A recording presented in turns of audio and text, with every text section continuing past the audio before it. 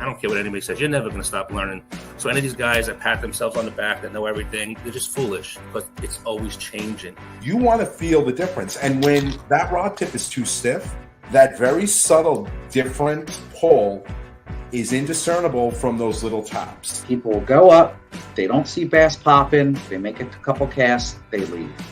But they don't take the time to try and figure out what's going on under the surface. You know, they'll sit there, do 5 of those drifts and not catch one fish and just go. They'll just keep going to the next spot. Right. Not me, I'm staying there.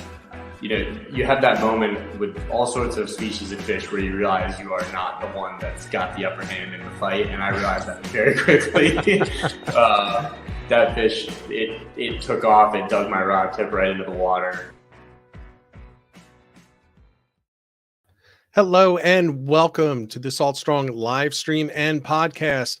My name is Rich Natoli. I am the regular host of this show, and I'm normally joined by the lovely and talented Ed Gobo, but unfortunately tonight, Ed has the sniffles. So he is probably watching and probably saying some choice things about me right now, but he's not feeling well. So he has the day off, and doesn't change the fact that this is going to be a great show. One of the things that we have going on right now is striped bass fishing. It's catch and release in a lot of areas. There are also areas where you cannot target them. So keep that in mind as we go through this. Know the regulations in the state that you're in. If you're not allowed to target them, don't take this information out there on the water. Just keep it in the bank for when you go to a place that you can. But if you're in an area like Maryland and you can target striped bass right now, this is an episode for you, because right now in the Chesapeake and off the coast of Maryland, there are some beautiful migration striped bass being pulled in right now on February 6, 2023. I mean, I'm looking at reports in the Salt Strong Insider Club of 50 plus inchers, some 50-pound fish still being caught off the coast.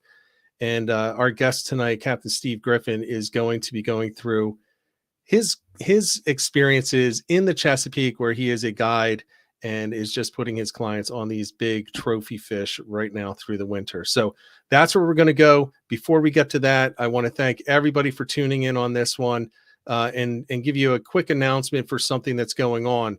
We have, for those that are in the area of Philadelphia, so we're talking New Jersey, Pennsylvania, Delaware, Maryland, Northern Maryland, we have coming up the Philadelphia Fishing Expo in Oaks, Pennsylvania, and I'm going to be there, and I'm going to be in a Salt Strong booth. So come on out during it. It's February 17th through the 19th. Come on out, come by and see me, booth 429. And it would be nice to see some people, put some faces to the names, and especially some of you that like to really get on our backs when we're doing these live streams. There's a few of you I'd like to see and shake your hand up close and personal. So wanted to let you know that that's coming up very soon, right after the Eagles win the Super Bowl. That'll be the following weekend. So with that said, I'm going to welcome onto the stream right now Captain Steve Griffin. Captain, how you doing? Good, sir. How you doing? Happy to be here. I'm doing great. I'm glad that you're here.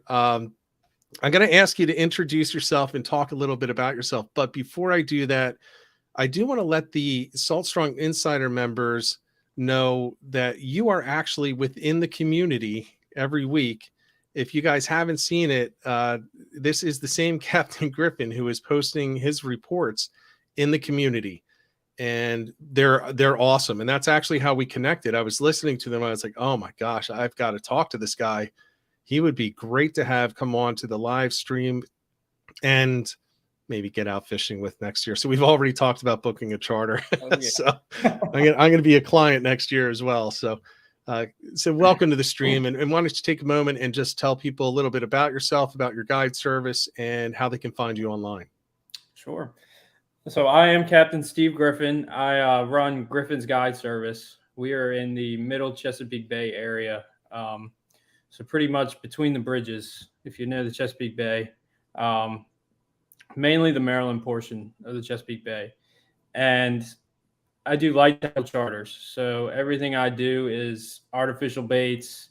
We're throwing top waters. We're throwing Z-mans and swim baits, and we're going after.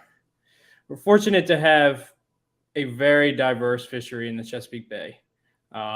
We get giant striped bass in the winter. Right now, that's what we're doing. We get an awesome migration, but we still have the schoolies and the residents here to fill in if the big stripers aren't eating. So wintertime fishing is phenomenal. And then spring, we start getting speckled trout. We start hitting the shallows when they start warming up a little bit better. And we get speckled trout. We get some nice rockfish or stripers or striped bass, whatever you guys want to call them. Yeah. We start getting those in the shallows, and we really hit those hard with top water. Once our water temps turn about 50 degrees in the shallows, we hit that hard. That's tons of fun. And then we are extremely fortunate to have a huge bull redfish run in the summertime. So we get bull reds and we get cobia also up this way. And so that's kind of really what I look forward to every year and what people come from all over to do, because our bull redfish are bulls. We caught several hundred last year, and the smallest one was 41 inches. That's crazy. It's phenomenal. I mean, it really is a world-class fishery every day of the year. And I'm fortunate enough I grew up here. I'm right in the right spot to just have a good time. And I've learned a lot in my time fishing, doing light tackle fishing in Chesapeake Bay. And now I'm happy to take clients out and show people what this place is all about. Well, I can't wait to be one of your clients. I want to, and for full disclosure to everybody, I'm going to be booking a charter for the Bull Reds. So I'm going to be coming down for that, definitely. And Ed, who's the normal co-host, you haven't met Ed, but Ed is also planning to jump on that. There is a captain, Captain Scotty Sevens, who I believe is also going. Yeah, he was actually in the intro to this. He's going to jump on board, I think, as well. Awesome. And then maybe we'll open up to some insiders, see if they want to fill out the rest of it. So hit me up in the insider community, guys, if you're interested, and we'll see if we can put something together here. But we're not talking redfish right now, no matter how much you and I want to. We love the redfish. We love them. But I love, we call them rockfish. I love the stripers, and that's what we're doing right now. Yeah, so and I'll tell you what, and I'd like to get your sense on how the season has been so far, because my primary area, now I do fish the Chesapeake, I do fish the Delaware Bay, Delaware, Maryland, New Jersey, and New York primarily. And I'll go outside those regions, but those are my primary areas. And I experienced this past season the most prolific striped bass migration I have ever witnessed in my entire nearly 50 years. And now part of it might be that I don't remember these better ones when I was little, but it was pure insanity off of the coast of New Jersey for way longer than it should have been, according to all conventional knowledge. There are guys that I know very well who live for striped bass fishing who were sore. They were in pain. They had bloody fingers. Their hands didn't work right. Yeah, their hands didn't work right. And they just kept going at it day after day, almost, not quite, but almost to the point where they gave up because the bite never ended. How's it been so far down there for the winter fishing in the Chesapeake? Crazy. It has been so good. I think our big fish, we hooked a few really nice big fish early in December, actually. And that's usually when we start getting them. I usually around Christmas time start getting a nice wave of big migratory fish. But what I've noticed, and I'm looking at the forecast. I was just looking at the forecast for this week.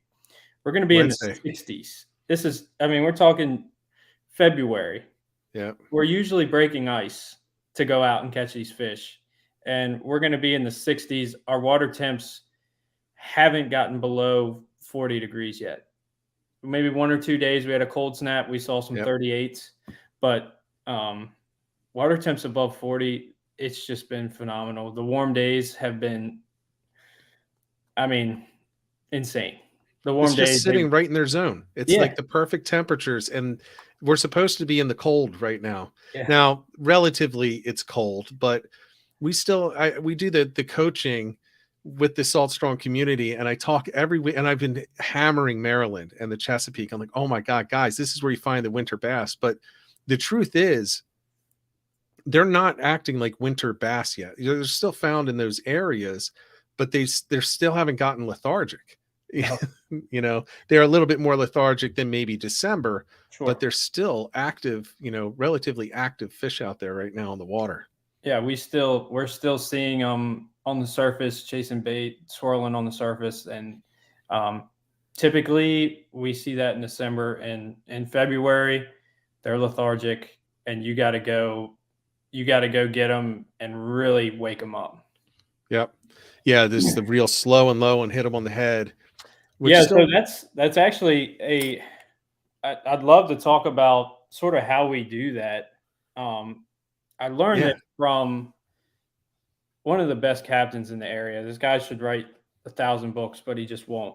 But Captain LJ, he's the owner of GI Jigs, Lonnie Johnson, and he told me something a couple years ago, and I kind of looked at him and was like, "Yeah, you're crazy," but now I see it every day.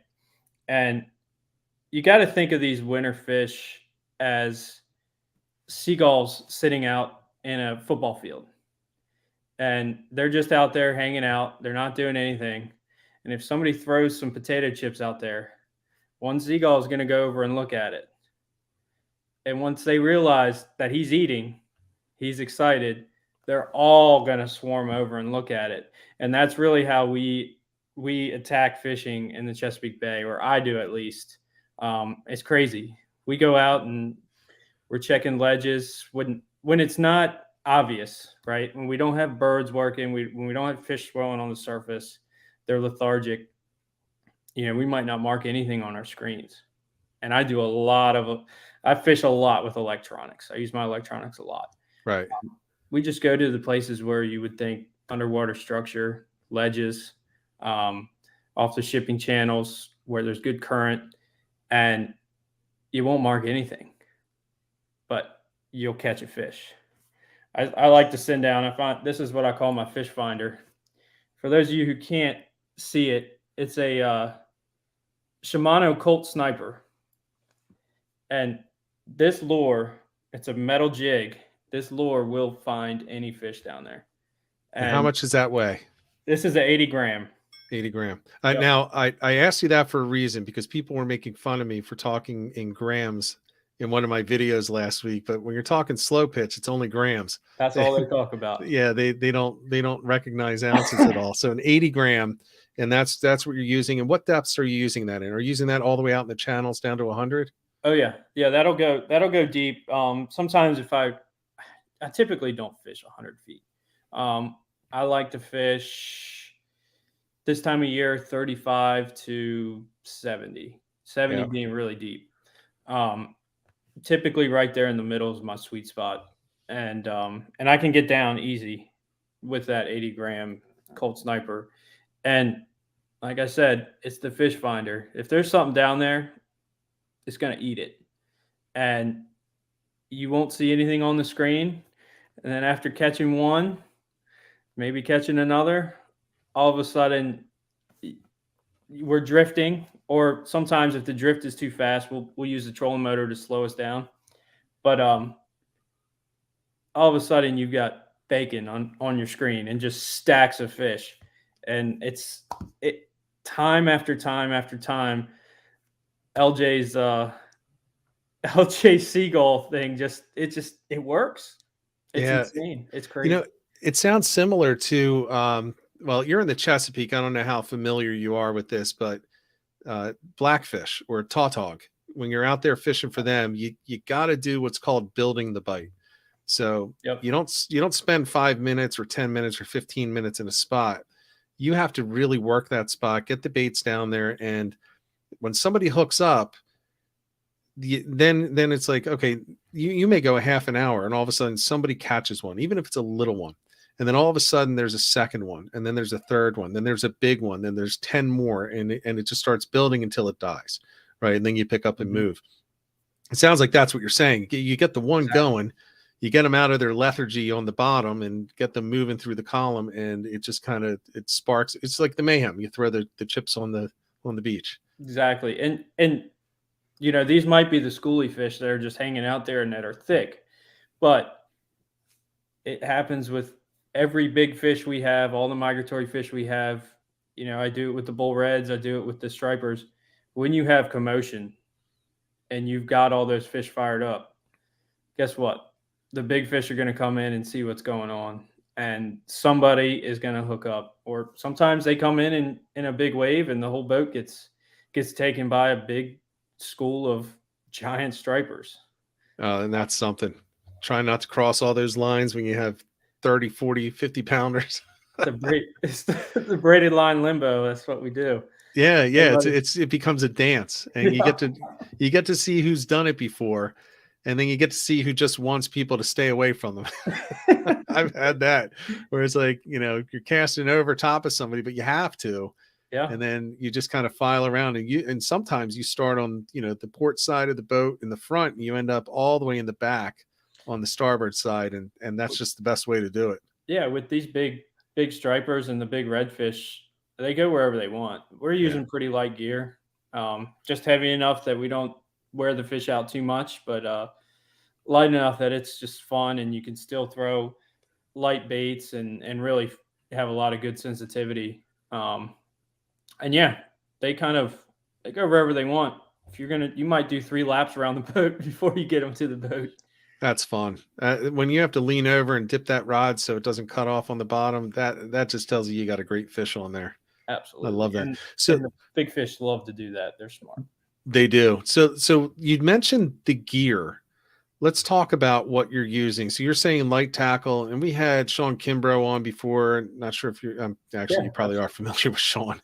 And he was talking his definition of light tackle. So I'd like to kind of level set with guests. What's your definition of, well, not light tackle, but what's the gear specifically that you're looking to use on your boat, or you're hoping that your clients bring on with them? Yeah, so it's light tackle, but it's the right tackle. And like I said, it's just enough that you're not going to wear the fish out, because we do a lot of catch and release. But you still have very sensitive rods. We use, for our schoolie, give you an idea, for our schoolie stripers, we'll use sort of like a medium bass rod. I like it extra fast when we're doing vertical jigging. Mm-hmm. And I go to a more moderate tip when we're doing the shallows and casting, you know, small diesel minnows or top waters, just so you get a little bit more give. Right. But that's for our schoolie size. For the red drum and the big stripers, I'll go up to about a medium heavy, 15 to 30 pounds. For the reds, I'll run 30-pound braid.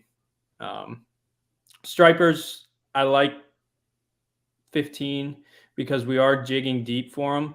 And if you get too heavy on your line, you're really going to start to get a lot of bow in it, and you lose that sensitivity. So 15 pounds is plenty to get those fish in and get them in quick, if you've got smooth drag. And I'm using 3,000 size Vanfords. Shimano Vanford is what I use. And I'll use that for all my striped bass. Sometimes for my redfish, I'll use the 5,000s. I've got rigs set up with 5,000s and 30-pound braid. And that's for just because they make such long runs. Right. We need that capacity. Yeah, it's like stopping a train. Yeah. But yeah, that's my light gear. And it's adequate. It's completely adequate. We whip these big fish pretty quick. Yeah, I'll say from my perspective, I'm glad that you said that. And I always get a little nervous when people start saying their gear, because I always like to compare mine to others. So we're right in the same range. Now I'm going to default to a medium heavy just because I use the same basically 4 rods for everything. Yeah. So striped bass all the way down to fluke. So I do have a medium heavy TFO Pro, and I do use the 15-pound braid, which I think is absolutely perfect for striped bass. And I use a 20-pound. I just use an Andy Mono leader, the cheap leader on there, and then whatever the 3,000 size reel is what I use on everything. A lot of people use 2,500s.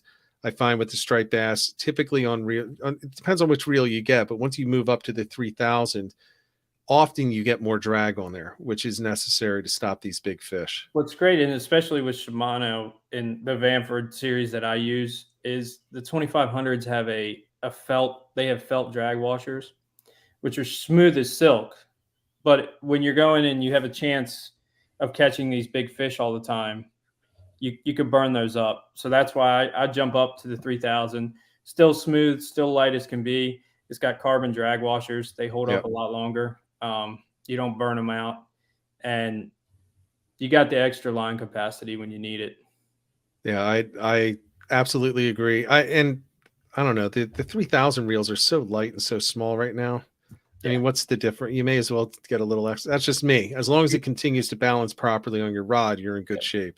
Even those 5,000s are feather light, It's crazy. There's one thing here. One question from Participation Trophy Fishing. There's others in there, but this one just popped up. I want to show it. Get your opinion. 30-pound red versus 30-pound striper. What fights better? I know my answer. Let's hear yours. If you tied a rope to each of their tails, the redfish would drown the striper. No doubt. The redfish pound for pound fights like crazy. And it's not to downplay a big striper in its fight. They have awesome deep head shakes, and they just fight a little bit different. They're more like a Mack truck, whereas a big redfish is like a runaway train. Yeah. Now I say that I haven't caught a 30-pound red, so full disclosure, but same size striped bass to same size redfish that I have caught, it wasn't even close, actually. And I have found, I'd be interested in your opinion on this. I found that actually the larger the striped bass get, the less of a quote unquote epic fight you get out of them. They'll pull and they'll hold, but they won't run as much as you get a schoolie on there at 25 inches, and you would think that you just lit its hair on fire. I mean, it's going crazy. It's going all over the place. It's peeling lime, and you get a 30-pound striper, and it'll run twice, and then it'll be like, all right, fine. I'm just going to hold here. So you just kind of horse it up to the top. Yeah. It is. That's how they work. And it happens all the time. I have guys who've caught several striped bass over 50 inches on my boat, and still they get confused, and they, they'll catch a 30-inch striper and they're, I got a big one. No, it's just a fired up 30-inch striper, and they fight like crazy. Right away those big, when you start getting over 40, it's kind of a benchmark we use. 40's a really good fish. 50 is just a fish of a lifetime that some people might not ever catch, doing it their entire life. But it's those little ones fight like crazy. The big redfish, though, they fight. They really fight. Tear your arm off. They don't give up. So, all right. So let's take a kind of a step back. We talked a little bit about the gear, so people know, and we can talk more about lures in a minute. But let's start off. Let's say there's somebody heading out this week. Like for me personally, I'm heading out Wednesday. I think I'm going to hit the Chesapeake in the kayak. What types of places would you suggest that they look for these striped bass at this time of the year? You mentioned off of the shipping channels. Are there any other places that you would be recommending based on what's been happening the past week or so? Yeah. So anytime in the winter, these fish are coming here to spawn. So until about April, maybe early March if it's warm, or late March if it's warm, they're coming here to spawn. And where are they going to spawn? They're going to spawn in the rivers and up in the tributaries. So great place to start is at the mouths of those rivers where these fish are going to be staging up. And that's where I go. I hit the shipping channels. The shipping channels are their highway up to Chesapeake Bay. They use those to run up, and they veer off as they pass tributaries and start getting less and less. But definitely places where they will congregate, and that's where the bait congregates also. So right. We start seeing some big schools of menhaden. We've even seen them on some really small bait this year. Some big fish on really small bait, which is very interesting, but fun. Yeah, it's funny during the New Jersey run, we were finding, and again, I didn't get anything over 50. So I'm saying we, but I mean we meaning we fishing in New Jersey. We were seeing a lot of the larger fish not being taken on adult bunker schools, but peanut bunker. And oftentimes those were the ones that were really setting them off. I mean, they were just going ballistic on these schools of these, I'm talking the small peanut bunker, the 2 to 3 inch guys. Yeah. And you're seeing 40-pound fish going through there, 50 inches. And it was nuts. It's not always the biggest fish that are feeding the biggest fish. They're going to eat everything as long as it's in the area. We've had several good bites this year on just small bait where we see terns working on the water, and normally we would pass that up because that right. Those terns are only eating rain minnows or something small. But if we stop and cast on it, we pulled some really nice fish, which completely blows away my train of thought, and so now I don't pass anything up. Right. As we see in the comment here, even on rain bait this year. Yeah. Yeah. Bob knows. Bob was, I think he might have been on my boat when we saw oh really? Bait. Yeah.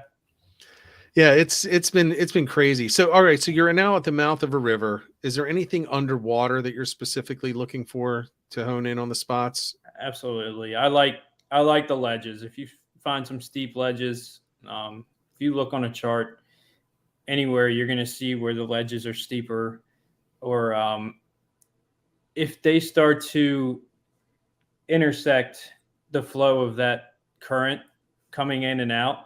So, you could have parallel ledges going all the way down the bay, but there are ledges that start to protrude out.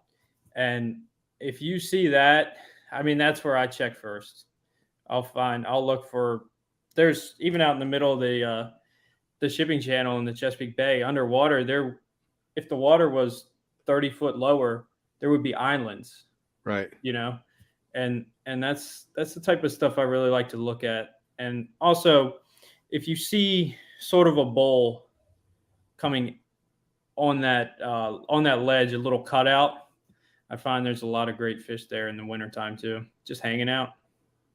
I love it. You're validating everything I keep telling people. find those ledges. No, it's really not. And the one thing that I try to tell people is if you have that prevailing current going, let's say north to south in an area at any given time, and you have that ledge cutting across, it doesn't have to be perpendicular. If it is, that's awesome. Yeah. But you can also tuck back behind those, because as the current kicks off underwater on that underwater point, you have that little eddy behind there, and they're just going to, literally stack in there. And they're going to be shooting up and over the top into the shallows. It's funny. We do the spot dissections in the community. And I just did one talking about this exact same situation, off of the shipping channel, where you had a little bit of a bow out sitting behind there. And then those underwater islands that you were talking about, they would be islands if it was a little shallower. Yep. And, check up in there at different times. Now, when you're fishing out there in those areas, are you starting with that search bait that you were talking about, or are you going out, and if you see fish, are you doing something differently? What's the tactic when you first get on the spot that you picked out? It depends on kind of what the weather's doing. Like say tomorrow, we've had warm weather this week. Tomorrow's going to be just about flat, calm. I'm going to be looking for a home run. I just got in from the boat. I just went out and tied on a bunch of these big 7-inch diesel minnows on GI jigs, and we're going for gold tomorrow. So if I've got really good conditions, that's what we're going to do. We're going to go try and hit a home run. And a lot of my clients, that's what they want. They could catch schoolies all day long, but they just want to go shoot for that 50. I got some guys chasing a 40, some guys chasing a 35-inch fish, but we're going for gold when the conditions are really good. If they're tough and I don't see any bird action, I don't see anything really giving it away, I'm just going to go to those areas. I'm going to go to those cutouts in the channel, those islands underneath the water, and I'm going to start pounding those pretty hard with that Colt sniper and trying to do the potato chip game, trying to get them fired up. Right. Do you ever use any bait? Nope. No bait at all. Nope. Everything I do is artificial. Well, so I don't do a lot of bait fishing. So I do so little that I don't even know the regulations, but it is my understanding or belief that like eels are shut down in at least part of the, maybe it's the upper Chesapeake right now. I think so. And yeah. I'm with you. I don't even dabble in it. So I couldn't even tell you what the rules are. I look right over that when I'm reading the regulations. It's tough to find out too, because if you look online anywhere, it'll tell you the regulations generally, and then they refer you to the state office, of Marine Fishery Council, whatever it's called in that state. And then you have to send them an email. Well, I've been waiting 4 weeks for New York to get back to me on a simple question that I asked them, just a clarification. And I called and they said I have to email. I was like, it's not going to help. It's very confusing, especially for somebody coming out of state. And you mentioned, as you did the intro, that the regulations are very confusing. There's certain tributaries that are shut down at certain times. The main stem of the bay is open to catch and release, but other areas aren't, and some areas are no target. So even here in Maryland, it's really confusing, and you got to know your stuff. Yeah, it's my understanding that the Susquehanna Flats, as an example, is shut down down to Turkey Point, I believe it is. Think so. At various times, and then you can't use eels for like the next month, and then I don't know. There's so many different things. It really helps the artificial fishermen out, because all you have to know is where is it shut down, and which is still a pain, but where is it shut down, and can I keep them or not? And I know you're catch and release primarily, and as well as I am, but I definitely like to. We keep fish for sure, and clients like to keep fish, but I certainly don't push it. But I like to do catch and release, and like to educate everybody on the state of the fishery and sort of what those, especially on the big fish. I don't like to kill any big fish because they are so valuable when they get that big. Yeah, I agree. I want to bring this up before it scrolls past and I can't find it. Tell us about your boat that you're bringing in the charters out on. Yeah, so it is a 28-foot Sea Hunter Floridian, and it is what I've been doing this for quite some time, and it is my dream boat. When I saw they built it several years ago, they came out with this boat, and it literally checks all the boxes when for what I need in the Chesapeake Bay. The boat is, I call it a fishing barge. It's 10 foot wide, 28 foot long, and just wide open. So I can fish 6 guys on the boat, no problem. Casting. When I do tournaments, I put 7 or 8 on the boat. Guys that really know what they're doing, and we're slinging lures all day long. Nobody has any problems. So the boat's huge, but it still can draft 18 inches of water, which You're is kidding. On a 28 foot, 10 foot wide. Yeah. And it's, wow. And it's a, fish ready. It's almost 9,000 pounds. So it's a tank when it comes to rough water, which I need, because anybody that knows the Chesapeake knows that it can turn from slick calm to you're really scared in about 30 minutes. Yeah. So being able to do that and be comfortable and dry. It's a very dry boat. It literally checks all the boxes. It's a fishing machine. Got the trolling motor. I've got a power pull on it. It's got twin Yamaha 300s on it, which hurts my pocket a little bit when it comes to fuel. But if I get a call and it's 30 miles away, we're going. Yeah, I can't wait to get on there now. It's a It beast. sounds like a machine. It's the ultimate fishing machine. It really is. I couldn't dream of anything better. They did a great job with that boat. It is so versatile. It's a weapon. When people see me in less than 2 feet of water with that big boat, they're like, "Are you stuck?" No, we're fishing. That's what I would have thought. I would have thought that you were stuck. I mean, you usually don't see boats that can do that. It's got a jack plate and everything on it, so it's a weapon. Yeah, a fishing weapon. So it's interesting you brought up the fact that the weather can turn in the Chesapeake real quick and go from calm to scary. Mm-hmm. And that's actually why I am so reluctant to go out fishing in the Chesapeake in the winter, because I'm in a kayak and I'm out there solo. And there've been a couple days where the weather didn't turn out the way it was supposed to. So I went out and it was actually calmer. And there was one day I went, it's about a month ago, and the water temperature was 42. I'm going down the river and I get out to the mouth of the bay, and there's nothing, there's no one, and there's no wind. And I'm like, but it's forecasted to be blowing 15 from the west. So I really want to make this turn, and I chickened out. I was like, I don't have the speed to get back to safety. And it was a good thing I chickened out, because I don't think it was dangerous, but it actually did end up getting dicey. I just went back into some other areas. So having the right boat out there is definitely important. There's two areas that make me nervous. It's the Chesapeake, certain areas, and the Raritan Bay, because when that weather turns, it's bad. I mean, it gets bad quick. So, well, the weatherman, I'm a firm believer. He's always wrong. Always. Yeah. And most of the time he's wrong, and it's more dangerous out there. Very rarely. And we actually I almost canceled a trip. Guys coming up from Wilmington, North Carolina. I almost canceled the trip, and they said, "Let's go."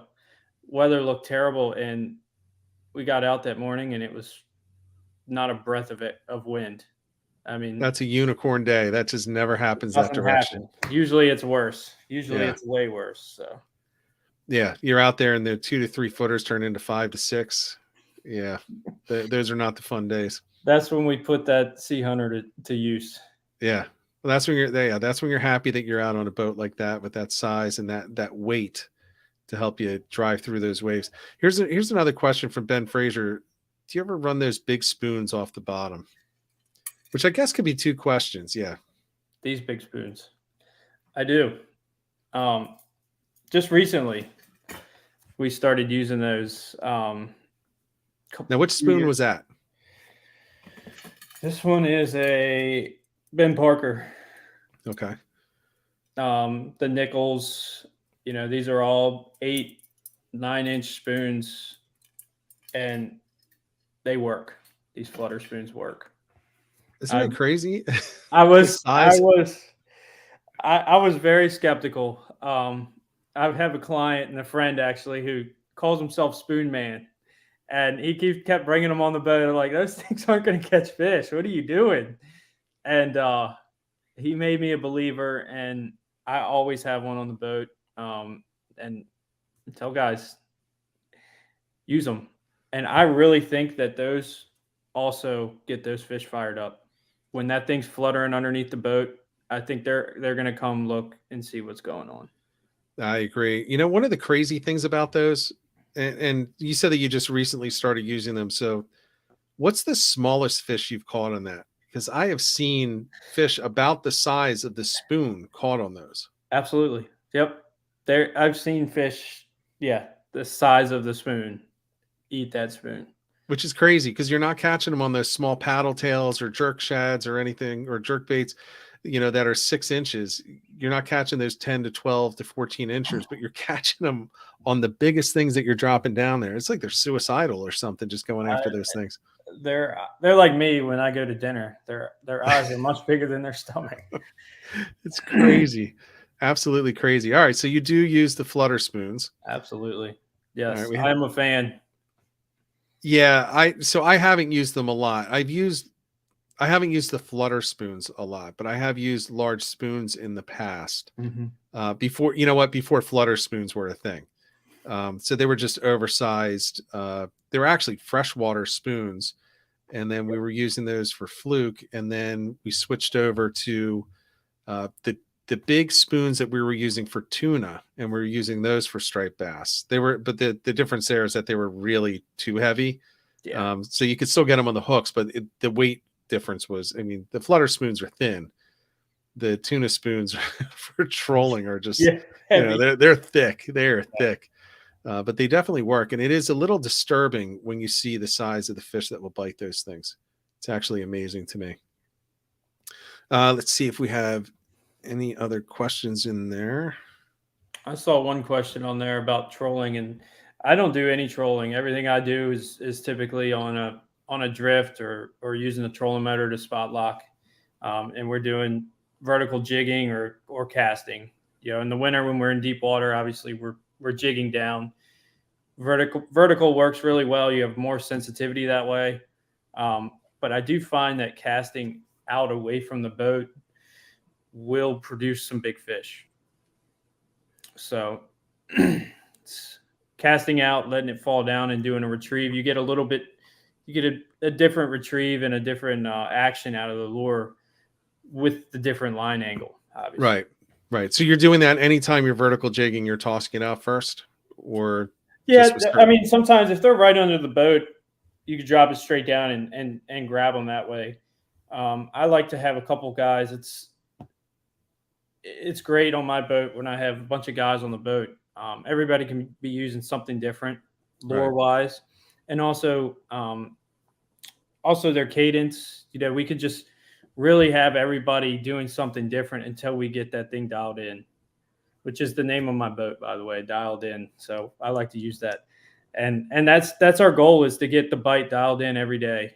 And I love that approach. It's what you do in tournaments. Exactly. But it's what we don't do. I'll go out with a whole bunch of guys. We'll have 6 kayaks, 10 kayaks going out. And on a regular day, no one's talking. But we head out for a tournament. As soon as we launch, it's like, all right, I'm throwing this and this. You throw that and that. And then everybody's picking something different. As soon as somebody's hooking up, we're like, all right, first one on this, and then third one on this, and everyone changes. But it's funny. It's funny you say that, and you compare it to tournaments, because I'm a big tournament guy. I'm very competitive. I love doing tournaments. We could see the checks in the background, but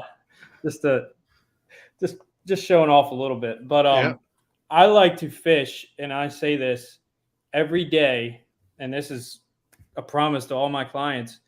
Every day I'm fishing like it's tournament day, and I've got my best buds on the boat, and we're going out and we're going for a home run, and we're trying to win a check. That's how I do every day.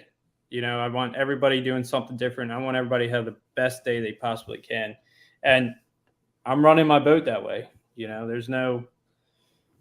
don't hold back when it comes to how far we got to go. If we hear something going on, we're going to go.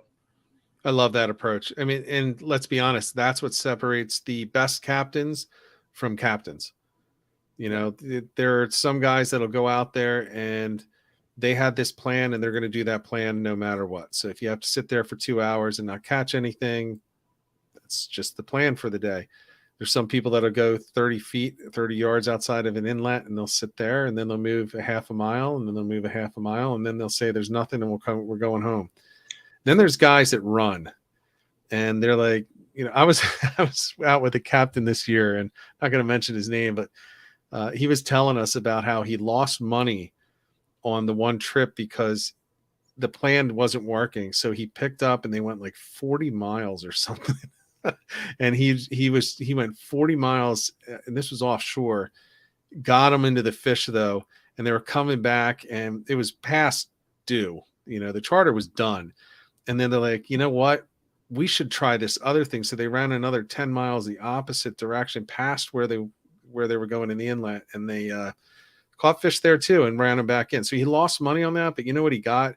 He got 6 guys that are always coming back, and they're going to be booking 6 more charters and with different people. And they're never going to forget that. I was amazed. He's like, yeah, business managers don't like when you do that, but I couldn't help it because they're just such good guys. I had to get them on the fish. I've had many days where I've lost money. Yeah. Don't tell my, I hope my wife's not listening, but well, that's who his business manager was. Yeah. It was his wife. But no, man, I do whatever it takes. And in an average, when we're doing open water, say, if we're not going out and really grinding on those ledges and we are looking for the home run, it's nothing for me to run 100 miles in one day. We are covering ground. Same with the redfish. It's a needle in a haystack out there. You're looking for a migratory fish that's coming in waves. You got to find that wave and intercept it. So if you're sitting around in one area, it's not going to work. The other thing I do a lot of, and I preach this, it is the most important thing I look at when I'm doing a pre-trip plan, and that is current. Obviously, current is coming in with the tide and going out with the tide. They are working together. Current is more important than tide to me. Tide, obviously, I use it when I'm fishing the shallows because you need a certain amount of water to get into places, and some places just don't work if the tide's low. But current is the Bible for me when I'm looking and planning a trip. And what I try to do is keep my boat in strong current all day long. And in return, we've got active fish all day long, hopefully. But it typically does work that way because you start losing current, those fish start to really slow up. I mean, I know we're all fishermen. We've been out fishing and it's fire, and then all of a sudden dries up. Yeah. What happened? In the Chesapeake Bay, at least, you lost your current. Slack tide. Yep. I think that was something that Kimbrough said, Sean Kimbrough. Yep. He said he wanted to open up a one of those, I think the boats that comes around at slack tide with some beers and everything because nobody's fishing. Nobody's catching anything. Sean's a great guy. We call him, my buddies and I call him the wizard because he's got it figured out. But yeah, I mean, slack tide doesn't mean it's time to drink beer. Because it might be slack tide here. It's time to move. But 5 miles down the bay, that current's ripping, or you can tuck up in a river. Some of these rivers, if you look at how those currents run, it's very complex, and you might lose your current, but just a mile away, you've got a ripping current in a river.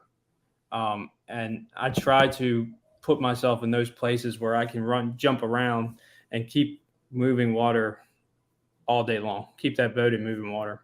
That's great. And it does take a local understanding of what these rivers are doing. And I'll tell you what, so I fish the Chesapeake, but I'm not local to them. So I don't have that institutional knowledge that somebody that grew up fishing there has. And I'll tell you what, 2 years trying to figure out the why, I still can't figure out that current pattern. And it doesn't make sense sometimes. I'm on the water. I'm like, wait a second.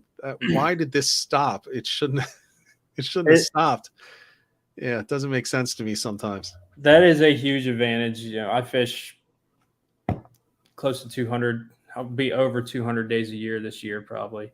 And being on the water that much, it certainly helps because you can pattern those fish.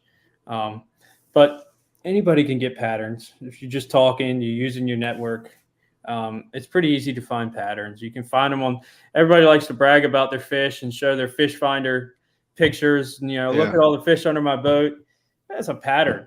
They just gave up a pattern, and you could easily pick up on that type of stuff, and you know where to start. Agreed. And then there's people like you that just tell people, here's what I'm doing here. Here's the type of place I'm looking for. I'm one of those people as well, obviously by my job, but so I'm big about, it's not where, it's when. Yes. So I mean, sure, I have honey holes, but if I go there tomorrow at 7:00, it'd be dead. If I go there tomorrow at 9:00, we'll be flipping them in the boat. Right. So it's all about when, and you got to know those areas and when to hit them, what kind of situation, your outgoing tide, incoming, even daylight, anything, all that stuff, knowing the right time to hit it. Yeah, so we're coming closer to the hour, so I want to get make sure we get a couple of other questions in here. So right now, nighttime or daytime fishing for striped bass in the Chesapeake, which one's going to outproduce if you could choose between the two? I like daytime because I think we have great days. We've had days with several hundred fish in the boat this winter. I know that sounds crazy, but it's not. Nighttime is a great time for the big fish. I think those big fish definitely feed well at night, but they're harder to find. Right. So when I'm taking clients out, we want to have a good day. We want to have action. And we know how to find them during the day, but if you really wanted to go out and get a giant and that's all you wanted, fishing the right places at night is probably a good bet. All right. Sounds good. Here's another question from Andrew Sokol. Do you throw metal lip plugs like Danny's? I don't. And I've listened to you guys talk about them and talk to a bunch of guys from up north on the coast. And I'm intrigued. I'd love to get into them and try them because I'm big on, I do that with my redfish. I've learned a lot from other regions, from Florida, from the Carolinas, and things that those guys do for redfish. I try it up here and nobody else is doing it up here. Right. And what do you know? It works. So that's definitely something that's on my radar. Yeah. It's funny. The regional differences, you hear, I have people, one of the things that's always funny is people in New Jersey, New York will say, well, do you think I can catch striped bass on a popping cork? I saw this when I was down in Florida, and the answer is 100% yes.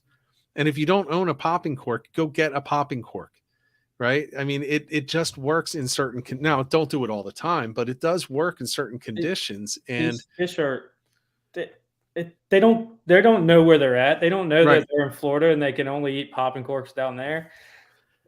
If it works, it works. Yeah, but to your point with the Danny's, I don't use the Danny's enough. I actually don't even own one at this point, so I have to do better on that as well. I need somebody to point me in the right direction. From my understanding, there are some secret lures up there and a lot of homemade lures that really work well. So yeah, if anybody listening knows, I know some guys. I'll get you in touch with George Bucci. He'll help you out. He'll help you to find the right ones. He's got a lot of knowledge about the best. He even makes some, but he'll probably point you towards other people that he uses. And he is hard into them, and he uses them often. I'm very intrigued. All right, next question from Water Rat. Thoughts on jerk shads? I use them a lot. There you go. I use them a lot. My favorite is the Z-Man Streaks XL. I think it has a perfect profile for like a menhaden imitation or a bait fish here in the Chesapeake Bay. And obviously on jig heads with jerk shads, you're gonna use the right size for the conditions, and the conditions are gonna be, so a lot goes into it: depth, current, where the fish are in the column. So if they're deep, you obviously got to get there. If they're suspended, you don't want to use a really heavy weight because it just won't be a very lifelike action. You're going to lose a lot of action on that jerk shad. So everything's matching. We throw 3/16 ounce jig heads on jerk shads and small diesel minnows in the shallows, and then up to, right now, my go-to is 1.5 ounces. I was going to say, so how small are these? You're throwing 3/16. What depth? 0 to 5 foot. Okay. When I'm in the shallows. Okay, I like to use the weighted hooks in that depth. I do too. I like the weighted hooks also. The trying to think of a reason why I used. Well, I'll tell you why. I use the weighted hooks simply because, well, you probably do, because jig heads are much easier when you have clients all over the place, trying to bait up hooks and everything. I use the weighted hooks simply because the shallower the water, the more likely I'm going to snag, where I typically fish on sod banks and submerged vegetation and that kind of stuff. So I use the weighted hook. And you can rig weedless that way. Well, that's what I mean. Exactly. Yeah. Yeah. So I can kind of bury that tip of the hook right back into the plastic. No, I think when it comes to shallow water fishing, I'm keeping GI jigs in business because we my hands get really tired from tying on new lures all day. Yeah. That's funny. But if you're not, it's how I run my trips. I'm not going to get mad if you're snagging stuff, because if you're not snagging, you're not fishing it right. You need to be down there in that structure. So. Absolutely. All right. We have 5 minutes. So I'm going to this is going to be like the quick answer session, so we can get through some of these real quick. Let's start right here. What depths are we talking using Ben Parker's? I've used them from 20 foot to down to 60 feet. Yeah, so it's really not so much the depth, it's the size. Yeah. That you're talking about based on the depth. This one's a good question. Are you on Instagram? Yes, I am. It is Griffin's, GRIFFINS _guide_service. Griffin's Guide Service. We're also on Facebook. I am very active on Instagram, so follow along, guys. It's a heck of a ride in the Chesapeake Bay, that's for sure. All right. And Andrew wants to fish with you, so he's going to show you how to fish a Danny. Andrew is a very knowledgeable fisherman up in New Jersey. So I'll introduce you to him that way. Come on down. Let's do it. He has a ton of experience on a ton of different species and is extremely helpful to people online that need things. So I'm sure that he would love to jump on the boat and show you how to. I'd also love to go up there, because I know there is a heck of a bite up there. So, well, I'll tell you what, I can help you work that out with another captain. So I had mentioned Scotty. I'm going to tell you right now, I am 99.98% sure Scotty will trade you trips, the bull reds versus the striped bass. I'm in. He has said before he is addicted to redfish. And here's the thing, Steve, he's never caught a redfish. He is obsessed. Oh, he's going to be ruined if he comes with me, because he's going to get a personal best, and it's going to be hard to beat it for the rest of his I know. I think that's the best case scenario. So he'll trade trips, I'm sure. He's all over it. I texted him the other day and I said, what do you think about bull reds in the Chesapeake? And he basically said, well, as long as it doesn't conflict with one of my charters, I'm in. No other questions. He's in.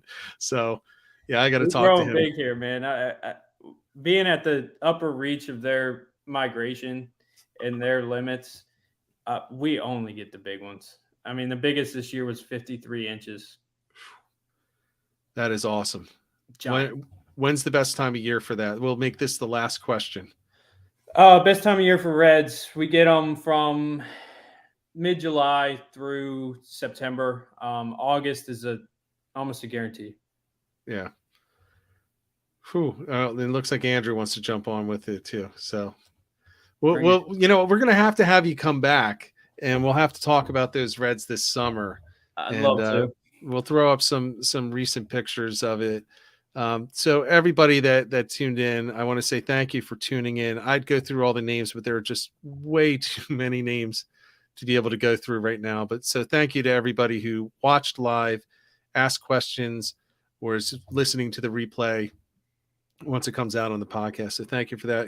Captain Steve, thank you for coming on and sharing information. I know we could have talked for hours. I know, I'm not done. I got so much more for you. No, we've got a lot more. I'm up against the wall here. Otherwise I'd keep going. And my dog definitely wants to go out. I can hear her scratching at the door. Well, I love talking fishing. So you guys, you heard my social media. My website is griffinsguideservice.com. Any of those places you can find a way to reach me. If anybody's got any questions, I'm happy to answer them if we didn't get to them tonight. Awesome. And this will be posted when it's up as a podcast on the blog on saltstrong.com. Insider members, just ask a question in the community. Like I said, Captain Griffin is in the community. So, if you have a question or you want to touch base with him, you can also do it through there. So with that, everybody, thanks for tuning in. It is going to be a lot of striped bass coming up because it's going to reopen in just a few weeks in New Jersey and surrounding areas. And I'll tell you what, the bite is still going on all over the place, not just the Chesapeake. It's still going on, and still a lot of bycatch in areas where you're not allowed to target it. I'm not participating in that because I don't want to get caught up in it, but I've seen a lot of bycatch and a lot of holdovers. And for those that are wondering, I'm talking holdovers up in Boston, up near Boston Harbor. I'm talking holdovers all the way down through Connecticut, Rhode Island, into New York, through New Jersey. So it's literally the entire coast. So we're going to be going deep into striped bass. We're going to be talking striped bass from shore coming up soon. So everybody, thank you for tuning in. And until next time, get out there, get on the water, and get some tight lines.